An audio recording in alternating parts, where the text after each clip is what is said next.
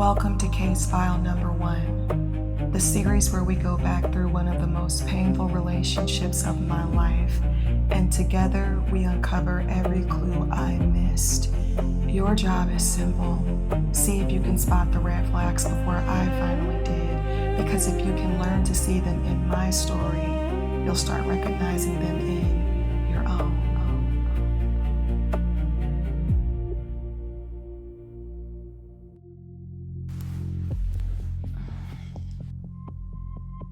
So in the last episode, I told you how he got unusually cool in what I would have imagined was the most frightening moment in life.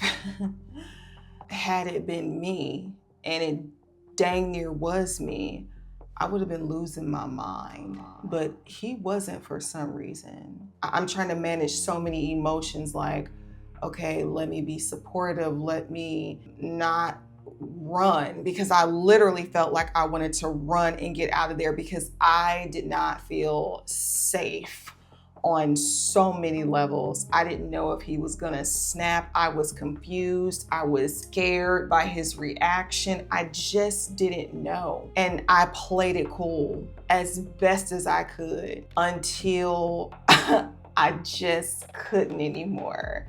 And I told him, I need to step outside. Is it okay if I make a call? I think he may have asked me who I was gonna call and what I was gonna talk about. He ended up saying it was okay. And I walked outside and I called my homeboy, Chris. He was the first person that I could call in that situation. I couldn't call anybody else because no one else was close enough in proximity physically and close enough in experience that I knew of that could help me. And I knew that Chris was one of those people who had experienced a similar situation. And so I call him and I am just out of my mind. I'm standing downstairs in the apartment parking area in between the cars, just pacing, trying to breathe. But what I remember that call eventually ending up at was, I think he was asking me why I was worried. And that's when I had to tell him that I hadn't fully protected myself. And he asked, but why? But why, Portia? And it was in that moment that all of my religious programming was checked at the door. I talked about in previous episodes how so much of my life was Christianized.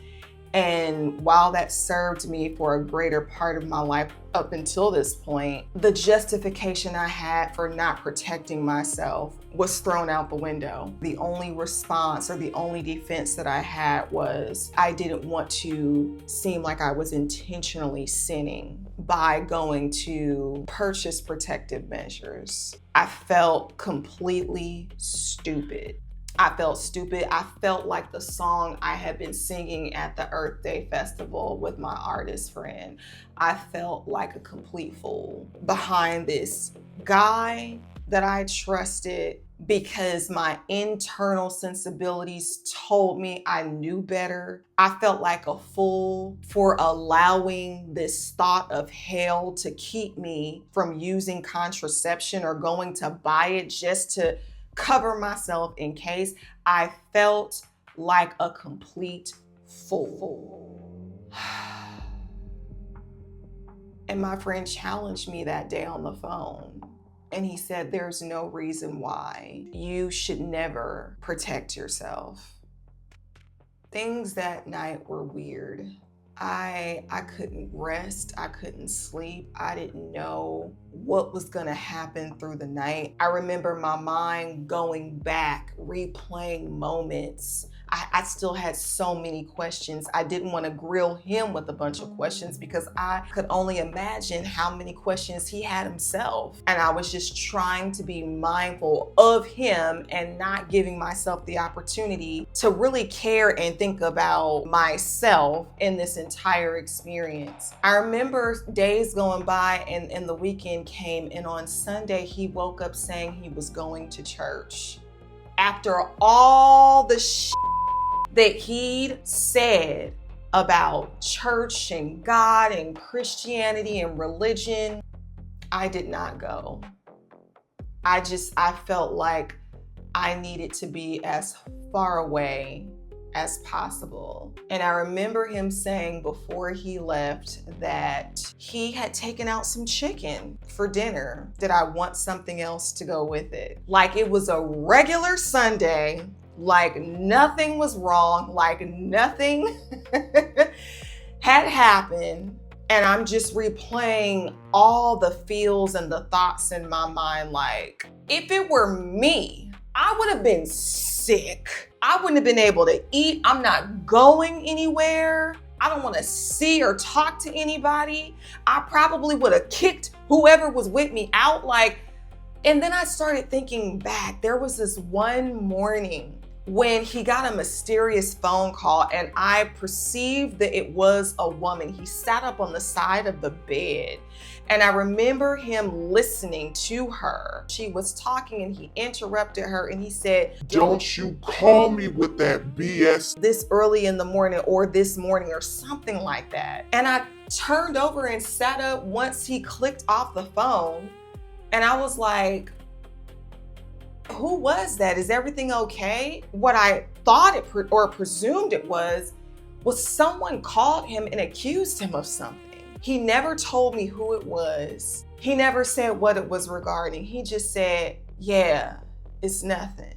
And he either got up and walked into the living room or he turned back over and went to sleep. And now my mind is thinking, was this someone who knew what was going on with him the entire time? Because maybe she had contracted something from him. Like, my mind is racing. This is also on top of the fact that I am starting to stress out about my work situation because I hadn't gotten an email from my agent saying when my next contract was going to be. And now I'm starting to worry about money and my career. I'm feeling like the walls are closing in on me.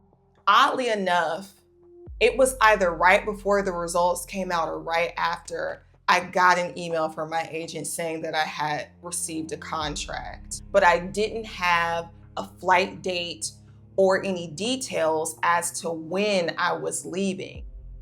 When he left to go to church, I knew that I needed space. More than space, I needed to feel safe. I needed support. I called one of my best friends and I told her the situation and I asked if I could stay at her place for the night. And I ended up telling him that I was going to be staying out with a friend, that I just needed some time. And that night, I called him while I was at my friend's house. I knew that I had to ask him the questions that I was so afraid to ask him. Number one being, was he sleeping around with other people since he had been with me? And so because I felt like I had the safety and security not being up close and personal in front of him to ask the question, I finally did. And that's when he tells me he had had a chat with one of his friends, an alleged female friend,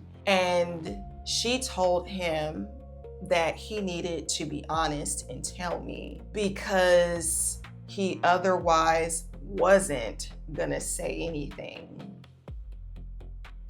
He came out and admitted that he had not only cheated, but that he had been sleeping with other people the entire time that we were together, and that he was going to lie about it and not say anything. And I should have known because the signs are there always in the beginning. Things don't just become big and explosive. They start with the small details. I remember his philosophy. He would always say, do now and ask for permission later, or apologize later. Do what you want now, ask for permission after the fact. And I always had a problem with that because it just made me think the probability of him doing stuff and then not telling me, need to know information. And fast forward, And now here we are where we are. And everything just started making so much sense now, because it made sense why he wasn't answering my phone calls at different times when we were scheduled when I was out to sea on my previous cruise contracts. It made sense now why all of my stuff was moved, because he obviously had other women there. He was driving my car when his truck broke down, probably had other girls in my car, so of course he didn't want to have a feminine flower that belonged to another chick. Now it made sense why he was projecting and deflecting and accusing me of sleeping around with other people on the ship, which was the furthest thing from anything that I was doing, because that's what he was doing. And then he tells me the reason why he decided to come out and just say everything is because of integrity. It was laughable at that point. Per his integrity, he wanted to be honest now. He wanted to tell the truth now. And I'm like, integrity would have meant that you were monogamous from the beginning. Integrity would have meant that you would have told me that you wanted to have an open relationship or see other people or sleep around. That's what integrity would have been. I got off that phone call feeling like I need to get my stuff out of there. I need to get my stuff out of there. This was no longer someone that I felt empathy for. This was someone I did not trust to the umpteenth power. This was someone who I could never go back to. There are so many things that I could never come back from, that he could never come back from. In fact, I don't even know if he gave an apology at this point. I just kept feeling this intuitive nudge. You need to get your stuff out now and put it in storage. And so that's what I did. I woke up Monday, called movers, arranged for my things to be moved on Tuesday while he was at work. And I called one of my other homegirls. I asked her to drive me over there to get the rest of my things that wouldn't be put in storage. And I felt like a woman who was trying to escape in the middle of the night, because I was just constantly pacing, looking at the clock, looking at the street, because I was trying to make sure that he didn't catch me, that he didn't catch us in his place, moving all of my things out. And we're driving in the car on the way back to Fort Worth from Dallas. It's like I'm in a getaway car and she's speeding fast down the highway. And it was just in the nick of time, because before we could even make it back to the other side of town, my phone starts blowing up and it's him. And I remember going over there before the movers came, probably on that Monday, grabbing some more belongings because I knew that I was going to be staying over with my friend. And I thought maybe I'd wait around to see if he would show back up at the apartment to try to have a talk with him. And the more that I stuck around, I kept feeling and hearing this intuitive nudge, like he's not here for a reason and it's for your safety. Get the hell out of here. And then it became all the more clear in that moment why I was never supposed to see him after church that day on Sunday.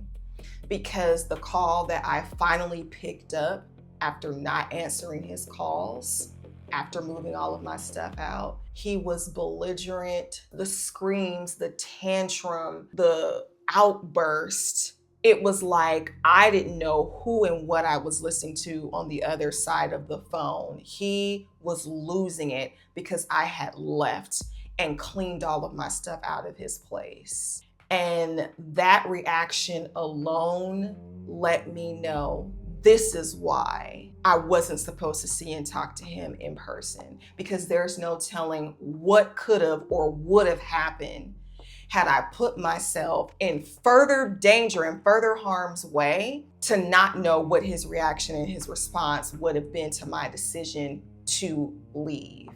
And this is where I feel like the whole story becomes spiritual, because as we are driving in her car, I start seeing the number 555. First it was on her clock, and then it was on a billboard. And I think after the third time of me seeing it, it frightened me. And I remember looking it up, and it basically represented extreme, abrupt change.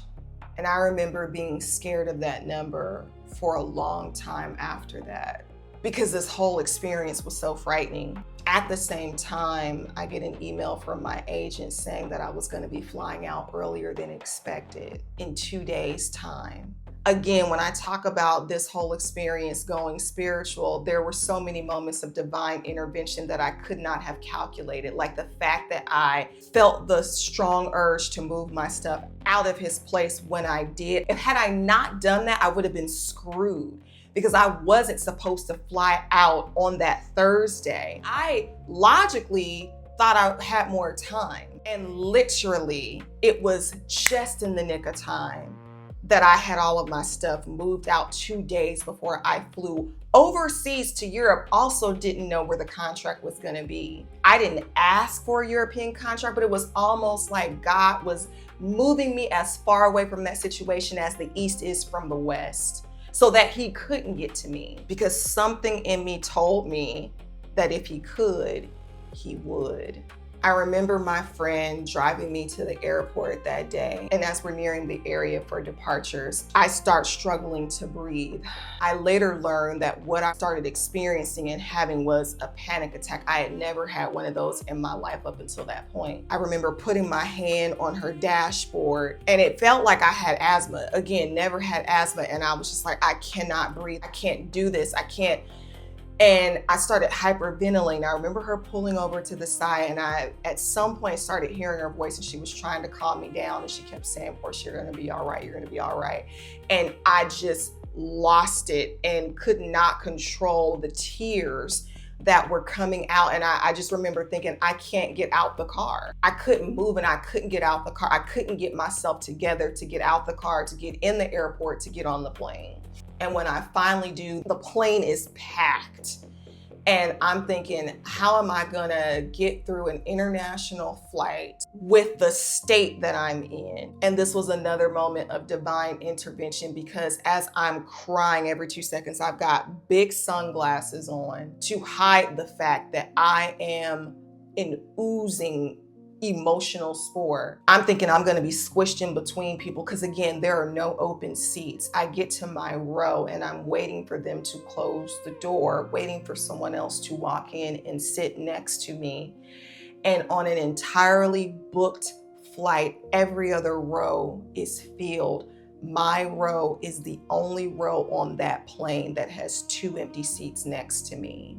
It was like I knew in that moment that I was being carried somehow, because I needed every bit of space to just unleash. I was in a fetal position, bawling my eyes out uncontrollably. And the only thing that I can explain is that the divine was cocooning me and shielding me so that I wouldn't embarrass myself. I remember taking a picture because it just felt like I had 2 seats for invisible angels that were sitting next to me, because how else could that have been explained? That was miraculous to me, to have an open row where I could literally ball up and just wail for what ended up being a 6 or 7 hour flight with no one to explain myself to.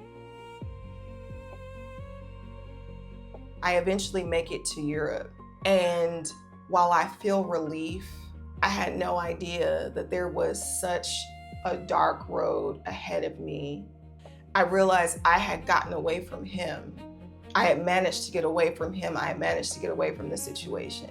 But when the residue of a situation is still lingering and you don't know where your life is, I didn't know where my health was hanging in the balance. You start coping in ways that you never would have thought.